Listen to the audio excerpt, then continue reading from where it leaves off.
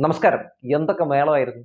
സുരേഷ് ഗോപിയുടെ, എസ്റ്റിയുടെ, കാണടാ ഇനി പൊളിയാടാ, ഇനി സുരേഷ് ഏട്ടൻ പൊളിച്ചടക്കൂടാ എന്നൊക്കെ പറഞ്ഞു നടന്ന തൃശ്ശൂരുകാര് ഇപ്പോ ദാ ഇങ്ങനെ വല്ലാത്തൊരു ഗോപി വരച്ച് ഇരിക്കുകയാണ്.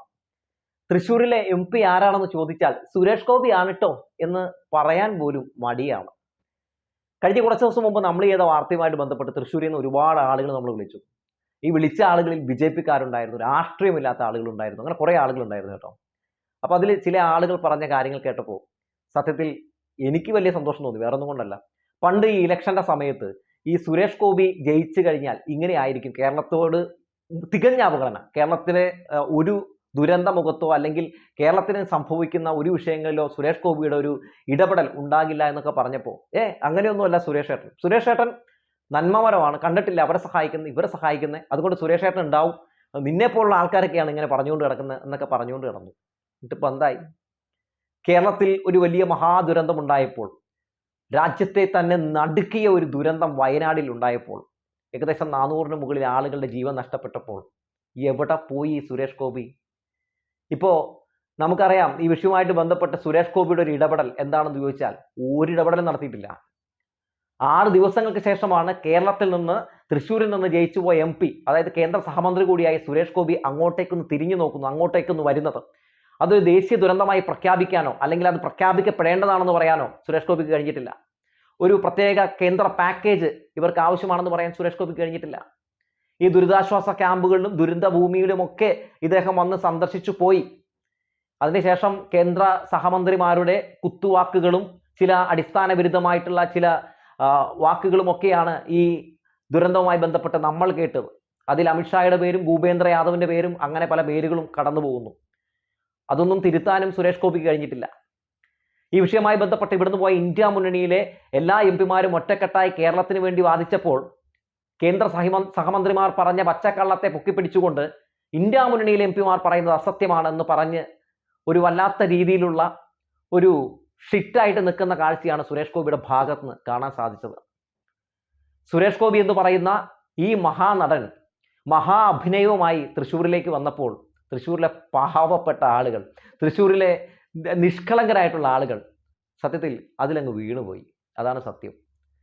സിനിമകളിലൊക്കെ നല്ല നല്ല കഥാപാത്രങ്ങൾ ചെയ്ത് നന്നായി പ്രതിഫലിപ്പിച്ചിട്ടുള്ള, നന്നായിട്ട് അതൊക്കെ പ്രതിഫലിപ്പിക്കാൻ അറിയാവുന്ന സുരേഷ് ഗോപി രാഷ്ട്രീയക്കാരൻ്റെ കുപ്പായ പണിഞ്ഞ് നല്ല ഗംഭീരമായ ഒരു പെർഫോമൻസ് തൃശ്ശൂരിൽ കാഴ്ചവെച്ചു. അതൊരു വമ്പൻ ഹിറ്റായി, ബ്ലോക്ക് ബസ്റ്റർ ഹിറ്റായി. അദ്ദേഹം ഇവിടുന്ന് എം പി ആയിട്ട് പോകുന്ന സാഹചര്യം ഉണ്ടായി. അപ്പോൾ നമ്മളൊക്കെ വിചാരിച്ചു, എന്തായാലും ഇനി കേന്ദ്ര ബഡ്ജറ്റൊക്കെ പ്രഖ്യാപിക്കുമ്പോൾ എയിംസ് വരും, റബ്ബറിൻ്റെ താങ്ങുവില കൂടും, പിന്നെ അതുകൂടാതെ പ്രഖ്യാപനങ്ങളുടെ മേളായിരിക്കും. ഇത്തവണത്തെ ബഡ്ജറ്റ് നിറയെ നിർമ്മല സീതാരാമന് പറയാനുള്ളത് കേരളത്തിന് ഇത്ര രൂപ കൊടുത്തു, കേരളത്തിന് ഇത്ര പദ്ധതികൾ എന്നൊക്കെ ആയിരിക്കും നമ്മൾ വിചാരിച്ചു. എന്നിട്ട് എന്താണ് കണ്ടത്? കേന്ദ്ര ധനമന്ത്രി വാ തുറക്കുമ്പോൾ കേരളം എന്ന് പറയുന്നോർത്ത് കേട്ട് നിന്ന, നോക്കി നിന്ന ആളുകളൊക്കെ അവസാനം ഇനിയിപ്പോൾ കേരളം നമ്മുടെ ഇന്ത്യ തന്നെയല്ലേ എന്ന് പോലും തോന്നി. അങ്ങനെ പോലും സംശയമുണ്ടാക്കി ആ ഒരു ബഡ്ജറ്റ് അവതരണ സമയത്ത് അത് കണ്ടുകൊണ്ടിരുന്ന ആളുകൾക്ക്. സുരേഷ് ഗോപി സത്യത്തിൽ ഇവിടുന്ന് ജയിച്ച് അങ്ങോട്ട് തന്നെയല്ലേ പോയേക്കുന്നത് എന്ന് പോലും ആൾക്കാർക്ക് തോന്നിപ്പോയി. സുരേഷ് ഗോപിയുടെ ഇലക്ഷൻ പ്രചാരണത്തിന് വേണ്ടി നരേന്ദ്രമോദി പ്രധാനമന്ത്രിയോടെ വന്നപ്പോൾ എന്തൊരു തള്ളായിരുന്നു. തൃശ്ശൂരിൽ നിന്ന് ശ്രീ സുരേഷ് ഗോപിയെ ജയിപ്പിച്ചു വിട്ടാൽ ഇനി കേരളം കാണാൻ പോകുന്നത് വികസനങ്ങളായിരിക്കും എന്നൊക്കെയാണ് പറഞ്ഞു തള്ളിയത്. എന്നിട്ട് ഈ ചങ്ങാതിനെ കാണാനേ ഇല്ല. കേരളത്തിന്റെ പ്രതിസന്ധി ഘട്ടങ്ങളിൽ, ദുരന്ത ഘട്ടങ്ങളിൽ, ഈ മഹാദുരന്തങ്ങളിൽ ഒരു കൈത്താങ്ങായി, കാവലായി നിൽക്കേണ്ട സുരേഷ് ഗോപി എവിടെ പോയി? എവിടെയാണ് സുരേഷ് ഗോപി? സത്യത്തിൽ തൃശ്ശൂരുകാർക്കിടയിൽ ഇപ്പോൾ ഈ വിഷയവുമായി ബന്ധപ്പെട്ട്, ഈ സുരേഷ് ഗോപിയുടെ ഈ ഒരു ഇടപെടലുമായി ബന്ധപ്പെട്ട് കട്ട കലിപ്പാണ്. നന്നായിട്ട് എനിക്ക് വിളിക്കുന്ന ആളുകളുടെ ഒരു പ്രതികരണത്തിൽ നിന്ന് മനസ്സിലാക്കാൻ സാധിക്കുന്നതാണ്. സത്യത്തിൽ എന്തൊക്കെ രീതിയിലുള്ള ഒരു അഭിനയമാണ് മിസ്റ്റർ സുരേഷ് ഗോപി നിങ്ങൾ കാഴ്ചവെച്ചത്. നിങ്ങൾക്ക് ഇത്തിരിയെങ്കിലും ഒരു പ്രതിബദ്ധത ഉണ്ടായിരുന്നുവെങ്കിൽ നിങ്ങൾ ഈ ഒരു ദുരന്തമുണ്ടായപ്പോൾ ഈ സർക്കാരിനോട് ചേർന്ന് പ്രവർത്തിച്ച് വേണ്ടതൊക്കെ ചെയ്യുമായിരുന്നില്ലേ? എന്നാൽ ഇങ്ങനെ ആരും സഹായിച്ചില്ലെങ്കിലും ഞങ്ങൾക്ക് പിടിച്ചു നിൽക്കാൻ അറിയാമെന്ന് കേരളം കാണിച്ചു തന്നുള്ളൂ. അതായത് മുഖ്യമന്ത്രി പിണറായി വിജയൻ വേണ്ട രക്ഷാപ്രവർത്തനങ്ങളെല്ലാം തന്നെ ഇവിടെ എത്തിച്ചു. മലയാളികൾ ഒറ്റക്കെട്ടായി രാഷ്ട്രീയം മറന്ന് ആ യുദ്ധമുഖത്തേക്ക് ചെന്നു. രക്ഷിക്കാൻ പറ്റുന്നവരെയൊക്കെ രക്ഷിച്ചെടുത്തു. എല്ലാം കഴിഞ്ഞപ്പോൾ പ്രധാനമന്ത്രി നരേന്ദ്രമോദി 12-ാം ദിവസം അവിടെ കാലുകുത്തി. 12 ദിവസം വേണ്ടി വന്നു പ്രധാനമന്ത്രി നരേന്ദ്രമോദിക്ക് അവിടം വരെ ഒന്ന് വരാൻ. അപ്പോൾ എന്തായാലും പ്രധാനമന്ത്രിയും സുരേഷ് ഗോപിയും ഒക്കെ വളരെ നല്ല പെർഫോമൻസ് തന്നെ ഈ വിഷയത്തിൽ കാഴ്ചവെച്ചിട്ടുണ്ടെന്ന് ജനങ്ങൾക്ക് നന്നായി തന്നെ മനസ്സിലായിട്ടുണ്ട്. ഇനി എന്തായാലും സുരേഷ് ഗോപി തൃശ്ശൂരിൽ നിന്ന് ജയിക്കാനുള്ളൊരു സാധ്യത ഇല്ല എന്ന് ഉറപ്പിച്ച് പറയാൻ പറ്റും. അങ്ങനെയാണ് നമുക്കിതൊക്കെ കാണുമ്പോൾ മനസ്സിലാക്കാൻ സാധിക്കുന്നത്. സ്വന്തം പ്രവർത്തകരുടെ പോലും വോട്ട് കിട്ടാൻ ഒരു സാധ്യതയുമില്ല മിസ്റ്റർ സുരേഷ് ഗോപി. ഈ സുരേഷ് ഗോപിയുടെ പെർഫോമൻസുമായി ബന്ധപ്പെട്ട് BJPയുടെ അകത്ത് ഭയങ്കര രീതിയിലുള്ള ഒരു ചർച്ചയുണ്ട് കേട്ടോ. സാധാ പ്രവർത്തകരൊക്കെ വലിയ നിരാശയിലാണ്. ഇവരും സത്യത്തിൽ ഈ സുരേഷ് ഗോപിയുടെ അഭിനയത്തിൽ വീണുപോയി. സുരേഷ് ഗോപി ആദ്യമൊക്കെ ഈ വോട്ട് കിട്ടാൻ വേണ്ടി പറയുന്ന കാര്യം എന്താണെന്ന് പറയും, പുള്ളി സംഖ്യ എന്നൊന്നും പറയില്ലല്ലോ, സംഖ്യ എന്ന് പറഞ്ഞാൽ വോട്ട് കിട്ടില്ല. അതുകൊണ്ട് സുരേഷ് ഗോപി പറഞ്ഞുകൊണ്ടിരുന്നത് ഞാൻ രാഷ്ട്രീയക്കാരനല്ല എന്നാണ് പറഞ്ഞുകൊണ്ട് കിടന്നത്. അവസാനം ഉടായ്പിലൂടെയൊക്കെ ജയിച്ചു. ഇപ്പം എന്താ ഈ BJPക്കാരെന്താ പറയുന്നത് അറിയൂ, ഈ ഇയാളിപ്പോൾ സംഖ്യ എന്ന് പറഞ്ഞില്ലെങ്കിലും കുഴപ്പമൊന്നുമില്ല, ജയിച്ചാൽ മതി. ജയിച്ചു കഴിഞ്ഞിട്ടുണ്ടെങ്കിൽ സുരേഷ് ഏട്ടൻ വലിയ വികസനങ്ങളൊക്കെ നടത്തുമല്ലോ. മാത്രമല്ല സുരേഷ് ഗോപി വല്ലാത്ത രീതിയിലുള്ള ഇതുവരെ കണ്ടിട്ടില്ലാത്ത രീതിയിലുള്ള ഒരു MP ആയിരിക്കും. അപ്പോൾ നല്ല പെർഫോമൻസ് ഒക്കെ കാഴ്ചവെക്കും. അങ്ങനെ BJP തഴച്ചു വളരും. അങ്ങനെ പിന്നെ ഇവിടെ പലയിടങ്ങളിലും BJP എങ്ങനെ മറ്റേ താമര ഇതൾ വിരിയിപ്പിക്കും എന്നൊക്കെയാണ് ഇവർ വിചാരിച്ചുകൊണ്ടിരുന്നത്. അവസാനം സുരേഷ് ഗോപി ജയിച്ചു കഴിഞ്ഞപ്പോൾ താമരയുടെ തണ്ട് വെട്ടി പള്ളയെ കളഞ്ഞു. അതായത് ഇവിടെ BJPനെ വളർത്തേണ്ട സുരേഷ് ഗോപി സത്യത്തിൽ BJPയെ തളർത്തുന്ന കാഴ്ചയാണ് ഉണ്ടായത്. BJPക്ക് വേണ്ടി എന്ത് സംഭാവന നൽകിയെന്ന് ചോദിച്ചിട്ടുണ്ടെങ്കിൽ ഈ ഘട്ടങ്ങളിലൊക്കെ ഇറങ്ങി പ്രവർത്തിച്ചിട്ടുണ്ടെങ്കിൽ അല്ലെങ്കിൽ ഈ ഘട്ടങ്ങളിലൊക്കെ നല്ല രീതിയിൽ പെർഫോമൻസ് കാഴ്ചവെച്ചാൽ അത് BJP ഗുണം ചെയ്യും. പക്ഷേ സുരേഷ് ഗോപി ഇത്തരത്തിലുള്ളൊരു ദുരന്ത ഘട്ടങ്ങളിൽ പ്രതിസന്ധി ഘട്ടങ്ങളിലൊന്നും ഇടപെട്ടില്ല എന്ന് മാത്രമല്ല ഫേസ്ബുക്കിലൂടെ ഒരു പോസ്റ്റ് പോലും ഇടാൻ ഇദ്ദേഹത്തിന് കഴിഞ്ഞില്ല. ഈ ദുരന്തം ഉണ്ടായി കഴിഞ്ഞ് 2 ദിവസം കഴിയുമ്പോഴാണ് ഫേസ്ബുക്കിൽ വയനാടിനൊപ്പം എന്ന് പറഞ്ഞൊരു #ഒക്കെ കൊടുത്ത് അണ്ണൻ ഒരു പോസ്റ്റ് ഇടുന്നത്. എന്തൊരവസ്ഥയാണെന്ന് ആലോചിച്ച് നോക്കും. ഇദ്ദേഹത്തെ സത്യത്തിൽ സിനിമാ നടന്മാർ പോലും ഒരു നടൻ എന്ന നിലയിൽ സഹതാരങ്ങൾ പോലും തോപ്പിച്ചു കളഞ്ഞു എന്നുള്ളതാണ് മറ്റൊരു വസ്തുത. അതായത് ഈ വയനാട് ദുരന്തവുമായി ബന്ധപ്പെട്ട് മമ്മൂട്ടിയും അതുപോലെ തന്നെ മോഹൻലാലും ഒക്കെ അതിനുശേഷം മമ്മൂട്ടിക്ക് മോഹൻലാലിനും സുരേഷ് ഗോപിക്കൊക്കെ ശേഷം വന്ന നടന്മാർ പോലും ലക്ഷക്കണക്കിന് രൂപ കോടിക്കണക്കിന് രൂപ ഈ മുഖ്യമന്ത്രിയുടെ ദുരിതാശ്വാസ നിധിയിലേക്ക് കൊടുക്കുകയും എന്നിട്ട് മോഹൻലാലൊക്കെ വിശ്വശാന്തി ഫൗണ്ടേഷന്റെ പേരിൽ 3 കോടി രൂപ ഈ വയനാടിൻ്റെ അതായത് ഈ ദുരന്ത മേഖലയിൽ പൊട്ടിരിക്കുന്ന ആളുകളുടെ പുനരധിവാസത്തിന് വേണ്ടി കൊടുത്തു വന്നേ. അവിടെയും സുരേഷ് ഗോപി തോറ്റ് തുന്നം പാടി. അമ്പേ പരാജയമാണെന്ന് സുരേഷ് ഗോപി കാണിച്ചു കൊടുത്തു. 5 പൈസ കൊടുത്തില്ല. ദുരിതാശ്വാസ നിധിയിലേക്ക് പോലും 5 പൈസ കൊടുത്തില്ല. നമ്മൾ ആ ഗോവ ഗവർണറെയൊക്കെ ഒന്ന് കണ്ടുപഠിക്കണം കേട്ടോ സുരേഷ് ഏട്ടാ. ആ ഗോവ ഗവർണർ നമ്മുടെ ശ്രീധരൻ പിള്ള അദ്ദേഹവും കൊടുത്തു കേട്ടോ. അദ്ദേഹവും ഒരു 7 ലക്ഷം രൂപ മുഖ്യമന്ത്രിയുടെ ദുരിതാശ്വാസ നിധിയിലേക്ക് കൊടുത്തു. എന്തൊക്കെ മേളായിരുന്നു. സുരേഷ് ഗോപി കാണുന്നവരെ സഹായിക്കായിരുന്നു. അപ്പോഴേ പറഞ്ഞിരുന്നു ഇത് വോട്ട് പിടിക്കാനുള്ള തന്ത്രമാണ്. സുരേഷ് ഗോപി എന്ന് പറയുന്ന ഈ വ്യക്തി സ്വയം നന്മമരമാകാൻ വേണ്ടി കാണിച്ചു കൂട്ടുന്ന കാട്ടിക്കൂട്ടലാണ്.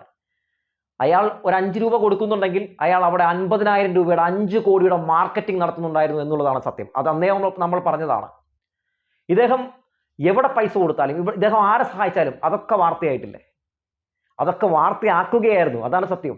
ഇതൊക്കെ വാർത്തയായാൽ മാത്രമേ ഇതൊക്കെ ഓരോ വീടുകളിൽ ചർച്ച ചെയ്യപ്പെടുകയുള്ളൂ എന്നും താൻ MP ആയാൽ ഇങ്ങനെയൊക്കെ ചെയ്യുമെന്ന് ആളുകൾ വിശ്വസിക്കുകയുള്ളൂ എന്നുമൊക്കെ അദ്ദേഹത്തിന് നന്നായി തന്നെ അറിയാമായിരുന്നു. അതിൻ്റെ ഭാഗമായി സുരേഷ് ഗോപി അത് നന്നായി തന്നെ വർക്ക്ഔട്ട് ചെയ്തു. അത് നല്ല രീതിയിൽ തന്നെ ഗംഭീരമായി തന്നെ അത് ഏൽക്കുകയും ചെയ്തു. ആ ഘട്ടങ്ങളിൽ സുരേഷ് ഗോപിയെ ചോദ്യം ചെയ്ത ആളുകളെയെല്ലാം എങ്ങനെ സുരേഷ് ഗോപി വിരുദ്ധരാക്കുകയല്ല ചെയ്തത്. നാട് നന്നാവുന്ന കാണാൻ പാടില്ലാത്തവന്മാർ എന്നൊക്കെ പറഞ്ഞ് ചിത്രീകരിക്കുകയും ചെയ്തു. അവരെ പറ്റുന്ന രീതിയിലൊക്കെ എങ്ങനെ ഈ സംഘപരിവാർ ഹാൻഡിൽ ചെയ്യുന്ന സൈബർ കൂട്ടങ്ങളുണ്ടല്ലോ, ചില പേജുകൾ, ആ പേജുകളിലിട്ട് മാക്സിമം അവരെയൊക്കെ ആക്രമിക്കുകയും ചെയ്തു. ഇപ്പോൾ അതൊക്കെ ഓർത്ത് പശ്ചാത്തപിക്കുകയാണ് അന്നൊക്കെ അറ്റാക്ക് നടത്തിയ ടീമുകൾ. ഈ സുരേഷ് ഗോപി എന്ന് പറയുന്ന വ്യക്തി അധികാരമോഹി എന്നതിനപ്പുറത്തേക്ക് വേറൊന്നുമല്ല എന്ന് ഇപ്പോൾ നന്നായി തന്നെ തൃശ്ശൂർകാർക്ക് മനസ്സിലാക്കാൻ പറ്റുന്നുണ്ട്. നമ്മളിനി പറഞ്ഞു കൊടുക്കേണ്ട കാര്യമൊന്നുമില്ല, അവർക്കറിയാം അത്. അതായത് ഈ അവിടെ നിന്ന് ഇവർ സത്യത്തിൽ ഈ സുരേഷ് ഗോപിയെ ജയിപ്പിച്ചു വിടുമ്പോൾ തൃശ്ശൂരിനെ ഒരു വലിയ രീതിയിലുള്ള ഒരു സ്വർഗ്ഗഭൂമിയാക്കി മാറ്റും എന്നൊരു പ്രതീക്ഷയൊന്നും ആയിരുന്നില്ല കേട്ടോ തൃശ്ശൂർകാർക്ക്. എനിക്ക് അവർ വിളിച്ചപ്പോൾ മനസ്സിലായ ഒരു കാര്യം അതാണ്. അതായത് സുരേഷ് ഏട്ടൻ ജയിക്കുകയാണെങ്കിൽ, സുരേഷ് ഏട്ടൻ സത്യം കൊണ്ടിട്ടുണ്ടെങ്കിൽ കേരളത്തിന് ഒരുപാട് കാര്യങ്ങൾ ചെയ്തു കൊടുക്കും. നമ്മുടെ പ്രതിസന്ധികളൊക്കെ മാറും, ഇവിടെ എയിംസ് വരും, അങ്ങനെ ഒരുപാട് നമ്മുടെ സ്വപ്നങ്ങളൊക്കെ സാക്ഷാത്കരിക്കപ്പെടും. ഇതൊക്കെയായിരുന്നു ഞങ്ങൾ വിചാരിച്ചിരുന്നത് എന്നാണ് വിളിക്കുന്ന ആൾക്കാരൊക്കെ പറഞ്ഞു കേട്ടത്. ഇപ്പോൾ അവരെന്താ പറയുന്നതെന്ന് അറിയൂ, ദൈവമേ ഉടനെ ഒന്ന് ഇലക്ഷൻ വന്നാൽ മതി, ഈ 5 വർഷം എങ്ങനെയെങ്കിലും പോയാൽ മതി, ഇനിയിപ്പോൾ ഈ സുരേഷ് ഗോപിനെ കൊണ്ട് ഞങ്ങൾക്കൊരു ഉപദ്രവം ഉണ്ടാകാതിരുന്നാൽ മതി എന്നാണ് പറയുന്നത്. കാരണം എല്ലാ കേന്ദ്ര പദ്ധതികളെയും ഇയാൾ കണ്ണുമടച്ചങ്ങ് അംഗീകരിക്കുകയാണെന്ന്. അതായത് അവർ പറയുന്ന എന്ത് കാര്യവും അങ്ങ് കൈയടിച്ചങ്ങ് പ്രോത്സാഹിപ്പിക്കുകയാണ്. കേരള സ്റ്റോറിയൊക്കെ ഇറങ്ങുന്ന സമയത്ത് സത്യത്തിൽ സുരേഷ് ഗോപിയൊക്കെ ഇവിടുത്തെ വല്ല MP ആയിരുന്നെങ്കിൽ എൻ്റെ പൊന്നോ തീർന്നാനെ. ചിലപ്പോൾ അത് കേരളത്തിൻ്റെ കഥയാണ് എന്നൊക്കെ അങ്ങ് പറഞ്ഞു കളഞ്ഞാനെ. എന്തായാലും സുരേഷ് ഗോപി എന്ന് പറയുന്ന ഒരു ബി ജെ പിക്കാരൻ, അല്ലെങ്കിൽ ബി ജെ പിക്ക് ഇവിടെ ഒരു എം പി ഉണ്ടായാൽ, കേരളത്തിലൊരു എം പി ഉണ്ടായാൽ എങ്ങനെയാകും ആ കേരളത്തിന്റെ അവസ്ഥ എന്ന് സുരേഷ് ഗോപിയിലൂടെ നമ്മൾ കാണുകയാണ്. ഇതൊരു പാഠമാണ്, ഇതൊരു നല്ല പാഠമാണ്, നമ്മൾ കണ്ടുപഠിക്കേണ്ട പാഠം. കണ്ടുപഠിച്ചില്ലെങ്കിൽ കൊണ്ടുപഠിക്കുമെന്നൊക്കെ പണ്ടുള്ളവർ പറഞ്ഞു കേട്ടിട്ടുണ്ട്. നമ്മളിപ്പോൾ കൊണ്ടും പഠിച്ചുകൊണ്ടിരിക്കുകയാണ്. അപ്പോൾ പ്രത്യേകിച്ച് ഒന്നും തന്നെ പറയാനില്ല. ഇത്തരത്തിൽ പല ആളുകൾ പല കാലഘട്ടങ്ങളിൽ ഇങ്ങനെ കപട മുഖംമൂടി വെച്ച് വരാറുണ്ട്. ശേഷം അധികാര കസേരകൾ കിട്ടിക്കഴിഞ്ഞിട്ടുണ്ടെങ്കിൽ ഈ വഴിക്ക് കാണാറുമില്ല, പ്രത്യേകിച്ച് ഒരു ഗുണവും കിട്ടാറില്ല. അതാണ് നമ്മൾ കണ്ടുകൊണ്ടിരിക്കുന്നത്. അപ്പോൾ ഇത്തരത്തിലുള്ള സ്വയം നന്മ മരങ്ങളെ തിരിച്ചറിയേണ്ട കാലം അതിക്രമിച്ചു കഴിഞ്ഞു. അങ്ങനെ തിരിച്ചറിയേണ്ട കാലം അതിക്രമിച്ചു കഴിഞ്ഞിട്ടും നമ്മൾ തിരിച്ചറിയുന്നില്ലെങ്കിൽ പിന്നെ അനുഭവിക്കുക എന്നത് മാത്രമേ ഉള്ളൂ എന്ന് പറഞ്ഞു വെച്ചുകൊണ്ട് നിർത്തുകയാണ്.